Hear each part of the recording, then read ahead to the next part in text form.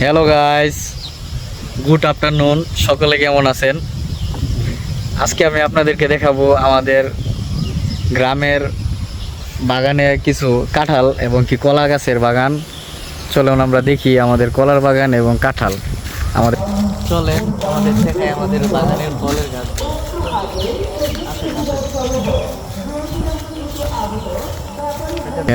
আমাদের গাছের কাঁঠাল একদম তিনটা একসাথে লটকে রয়েছে। ভিতরে আরো কাঁঠাল আছে, এখানে দেখা যাচ্ছে। এই পাশে দেখেন একটা কাঁঠালের খায়া ফেলছে একবারে, খায়া গাছের মধ্যে লটকে রয়েছে। পাড়ার কোনো লোক নাই, খাওয়ারও লোক নাই। কাঁঠাল কে খাবে? কাঁঠাল কি একটা অবস্থা কাঁঠালের। আমাদের এটা পুরোটা এই গাছটার মধ্যে অনেকগুলো কাঁঠাল আছে। এভরিথিং অনেক সুন্দর সুন্দর কাঁঠাল, বাস বেশ বড় বড়, অনেক বড় বড় কাঁঠালের একটা। এটা আমাদের এখানে অনেক সুন্দর একটা ক্ষীরা নদী, পরিবেশটা অনেকগুলো সুন্দর। চলে আসলাম কলা বাগানে। এই কলা বাগানে সুন্দর একটা কলা আসছে।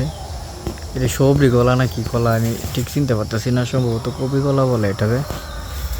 এখানে আসছে সুন্দর একটা বড় কলা দেখেন কত সুন্দর তাকায় আছে আমার দিকে। এটা আমাদের কাঁঠাল গাছ। এই দেখেন আমাদের কাঁঠাল গাছের নিচে কাঁঠাল ধরে রাখছে, গাছের নিচে একটা কাঁঠাল এসে উঠছে। বাহ, এটার মধ্যে দেখছেন কতগুলা কাঁঠাল একসাথে আসছে। সুন্দর, খুব ভালো লাগতেছে। গ্রামের বাড়ির কাঁঠাল বাগানের এত সুন্দর একটা পরিবেশ।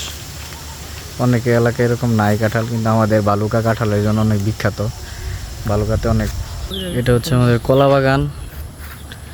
কলা এখনো ভালো করে ধরে নাই, সবরি কলার বাগান। এই পুরো কলা যে নিচে পড়ে রয়েছে, কলা কালকে বাতাসে তুফানে উল্টা নিচে পড়ে রয়েছে, গাছ থেকে নিচে পড়ে রয়েছে ভাঙ্গিয়া। এই গাছের মধ্যে একটা কলার থুর আসছে, অনেক সুন্দর। এই দেখা যাচ্ছে, এই দেখেন এই গাছটার মধ্যে কলা আসছে। ওই যে দেখা যাচ্ছে, ওই যে কলা আসছে ছোট ছোট।